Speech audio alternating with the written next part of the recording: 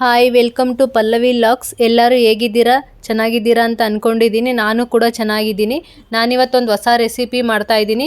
ಬನ್ನಿ ಯಾವ ರೆಸಿಪಿ ಮಾಡ್ತೀನಿ. ನಾನು ಮಾಡ್ತಾ ಇರೋ ರೆಸಿಪಿ ಬಂದು ಚಿಲ್ಲಿ ಚಿಕನ್. ಅದಕ್ಕೆ ಒಂದು 7ರಿಂದ 8 ಬೆಳ್ಳುಳ್ಳಿ ತೊಗೊಂಡಿದ್ದೀನಿ, ಒಂದು 4 ಪೀಸ್ ಶುಂಠಿ ತೊಗೊಂಡಿದ್ದೀನಿ, ಮತ್ತು ಸ್ವಲ್ಪ ಕೊತ್ತಂಬರಿ ಸೊಪ್ಪು ತೊಗೊಂಡಿದ್ದೀನಿ, ಆಮೇಲೆ ಒಂದು 10 ಗೋಡಂಬಿ ತೊಗೊಂಡಿದ್ದೀನಿ, ಆಮೇಲೆ ಸ್ವಲ್ಪ ಪುದೀನ ತೊಗೊಂಡಿದ್ದೀನಿ, ಆಮೇಲೆ ಒಂದು 4 ಚಿಲ್ಲಿ ತೊಗೊಂಡಿದ್ದೀನಿ, ಗ್ರೀನ್ ಚಿಲ್ಲಿ.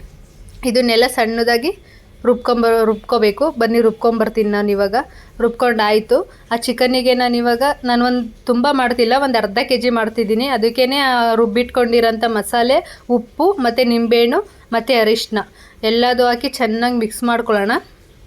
ಎಲ್ಲ ನೀಟಾಗಿ ಮಿಕ್ಸ್ ಮಾಡಿ ಒಂದು ಅರ್ಧ ಗಂಟೆ ಎತ್ತಿಟ್ಬಿಡೋಣ. ಒಂದು ಅರ್ಧ ಗಂಟೆ ಮಸಾಲೆ ಎಲ್ಲ ಚೆನ್ನಾಗಿ ಅದಕ್ಕೆ ಇಟ್ಕೊಳ್ಳಿ, ಅದಕ್ಕೆ ಎತ್ತಿಡೋಣ. ಮತ್ತು ಈ ಕಡೆ ಒಂದು ಬಾಣಲಿ ತೊಗೊಂಡಿದ್ದೀನಿ, ಅದಕ್ಕೆ ಸ್ವಲ್ಪ ಈರುಳ್ಳಿ ಸೋಂಪು ಕಟ್ ಮಾಡ್ಕೊಂಡಿದ್ದೀನಿ. ಒಂದು ಈರುಳ್ಳಿ ಹಾಕೊಂಡಿದ್ದೀನಿ, ಒಂದು 2 ಪೀಸ್ ಚಕ್ಕೆ ಹಾಕೊಂಡಿದ್ದೀನಿ, ಒಂದು 4 ಲವಂಗ ಹಾಕೊಂಡಿದ್ದೀನಿ. ಈರುಳ್ಳಿ ಕಲರ್ ಚೇಂಜ್ ಆಗೋ ತನಕ ಚೆನ್ನಾಗಿ ಫ್ರೈ ಮಾಡ್ಕೊಳ್ಳೋಣ. ಚೆನ್ನಾಗಿ ಫ್ರೈ ಆದಮೇಲೆ ನೋಡಿ ಫ್ರೈ ಆಗಿದೆ. ಇವಾಗ ಅವಾಗಲೇ ಮಿಕ್ಸ್ ಮಾಡಿಟ್ಕೊಂಡಿದ್ದಂಥ ಮಸಾಲೆ ಮತ್ತು ಚಿಕನ್ ಎಲ್ಲ ಸೇರಿಸ್ಕೊಳ್ತಿದ್ದೀನಿ.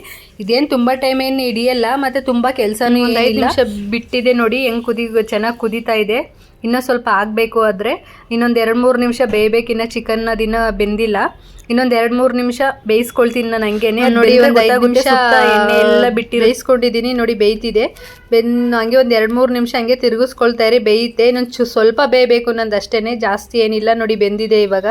ಫೈನಲಿ ಈ ಥರ ಬಂದಿದೆ ನೋಡಿ, ತುಂಬ ಚೆನ್ನಾಗಿದೆ. ಇದನ್ನು ನಾವು ಬಿರಿಯಾನಿ ಜೊತೆಗೆ ತಿಂತಾ ಇದ್ದೀವಿ. ಬಿರಿಯಾನಿ ವಿತ್ ಚಿಲ್ಲಿ ಚಿಕನ್ ರೈತ, ಸೂಪರ್ ಕಾಂಬಿನೇಷನ್. ನೀವು ನಿಮ್ಮ ಮನೇಲಿ ಒಂದ್ಸಲ ಟ್ರೈ ಮಾಡಿ. ಕಮೆಂಟ್ ಬಾಕ್ಸಲ್ಲಿ ಹೇಗೆ ಬರುತ್ತೆ ಅಂತ. ಈ ವಿಡಿಯೋ ಇಷ್ಟ ಆಗಿದ್ದಲ್ಲಿ ಲೈಕ್, ಶೇರ್ ಆ್ಯಂಡ್ ಕಮೆಂಟ್ ಮಾಡಿ. ಸಬ್ಸ್ಕ್ರೈಬ್ ಮಾಡ್ಕೊಳ್ಳೋದನ್ನ ಮರಿಬೇಡಿ. ಹೊಸ ವಿಡಿಯೋದೊಂದಿಗೆ ಸಿಗ್ತೀನಿ. ಟೇಕ್ ಕೇರ್, ಬಾಯ್.